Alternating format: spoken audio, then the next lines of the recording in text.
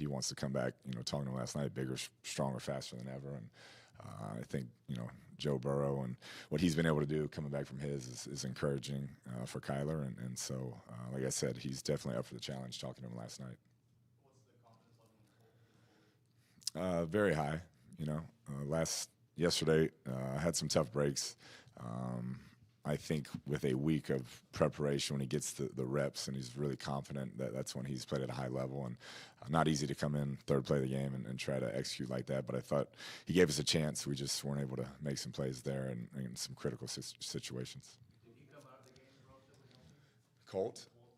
Yeah, seemed to be. He took some shots there late, but seems like he was in good shape today.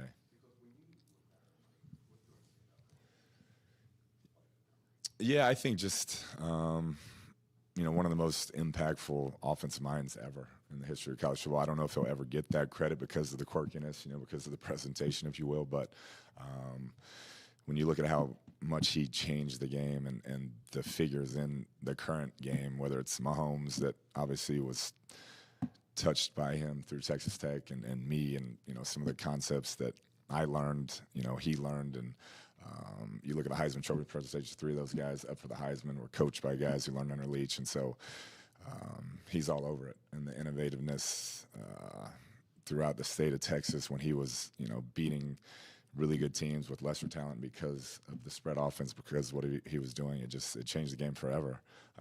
And just playing for him, being able to watch. I had only been around a certain type of coach or ever seen a certain type of coach. And so a guy who had those type of ideas and would allow players to offer up ideas and actually listen and things of that nature, way ahead of his time. So he was a great person, great man, a great coach, and will be dearly missed. With everything that's happened the last couple of days, kind of get hurt, like passing away, how are you handling all of this? Yeah, it's been a tough couple of days, but that's life, and it's good to be around the guys. There's no doubt, teammates. I mean, coaching staff, all those guys. So that's definitely kind of a safe space to be. But it's been a tough couple of days. You said Kyler told you want to come back bigger, stronger, faster. So what would you say to fans that might say that he won't be the same guy? He won't be able to have that twitch, that Mighty Mouse football? Yeah, I mean, I think that's just part of the challenge. I think, both of us heard enough this year to be highly motivated for the offseason, and I know he will be too. And those surgeries have been proven recently that guys are coming back and faster and stronger, and I know he's excited about that prospect. What have you heard about Zach Allen's hand? Doesn't look like he'll be able to go this week. Yeah, that's kind of where it's at, and we'll progress from there. You say what it is? I just know it's a hand, something. How about Marco? He looks like he'll be okay. Cliff, you mentioned this year's kind of been like one thing after another. How do you describe it? Is there a point where you're just like, what else can happen? Yeah, I mean, I try not to.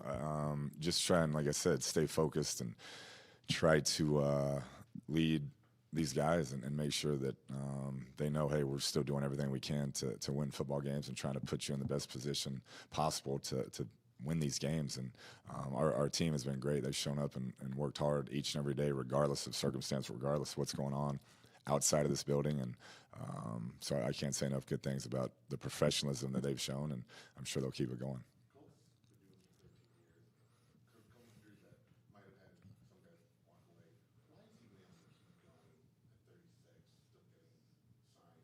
Yeah, I mean, his first of all, I think the rapport with teammates is as good as I've ever seen.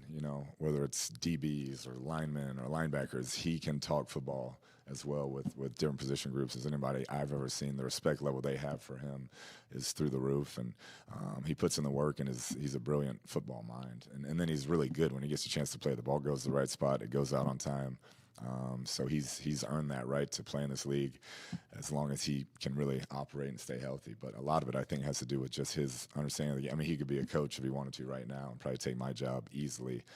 He has that type of knowledge and that type of command in the locker room.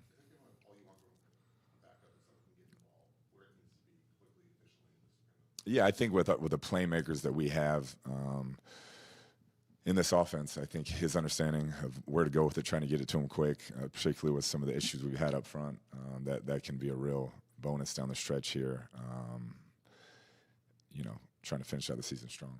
With the loss of all the offensive linemen you've had now, Kyler, how does that change your scheme and what you're trying to do defensively? Yeah, it seems each week we're trying to kind of tap into who we have out there and just maximize what they do. But definitely some of the things that we were really good at last year, we haven't been able to tap into, and we had to play around some things. But that's a lot of teams this time of year. So each week, got to see what type of defense you're facing, and then try to just make sure you're maximizing your personnel, trying to find some good matchups against them.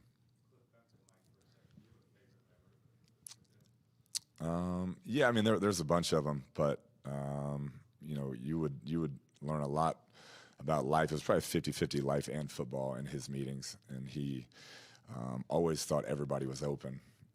Like we'd be watching film, man, you'd throw to the wrong guy, and he'd circle each guy, say, this guy's open, which they really weren't, right? And he said, this guy probably scores a touchdown. And then he asked the backs, he's like, who would y'all throw to? And they're like, that guy. And then you threw it here. See, you threw it here. But that was kind of his beauty. It's like he truly thought that his offense was unstoppable, and he made you believe in yourself, more so than you did. And it was that's why, like, a lot of the same concepts, same signals, same plays, or the same stuff he's running today that we ran, and it still works. And everywhere he's gone, he's won. And so there's a method to the madness, and just was an honor to be able to call him a friend.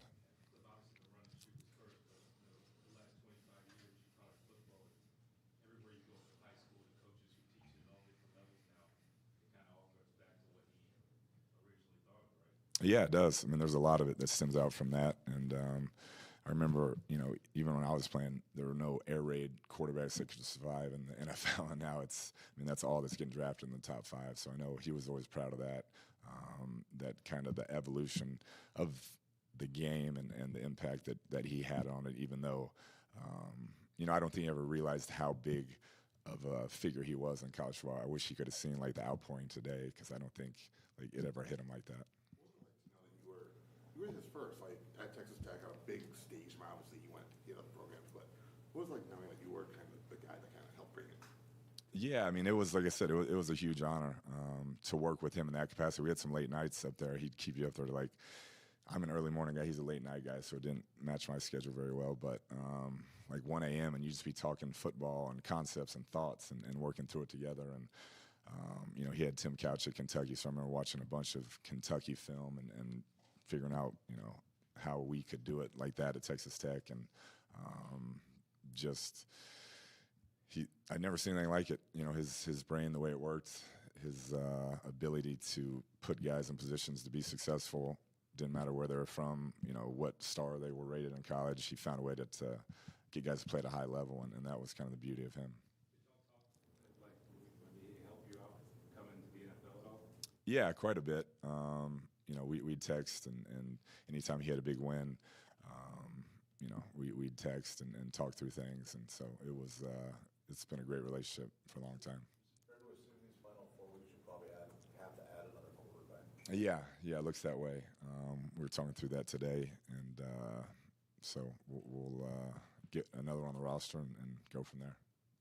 Coach Colt said he could, kind of embrace Kyler, kind of put his arm around him because he's been through the same thing. I guess, what is their relationship like? How close is that? And could you kind of see how that affected Colt? Yeah, it's been really close since Cole got here. I think there was a definite level of respect because of Kyler knowing what Colt meant to Texas college football, and then Kyler's appreciation for the state and football in the state, and then watching him work and how he treats the game, how he prepares, things of that nature, I know had a real positive impact on Kyler. And so I'm sure he'll help him through this process, and I'm glad that Kyler has a guy like that in the room.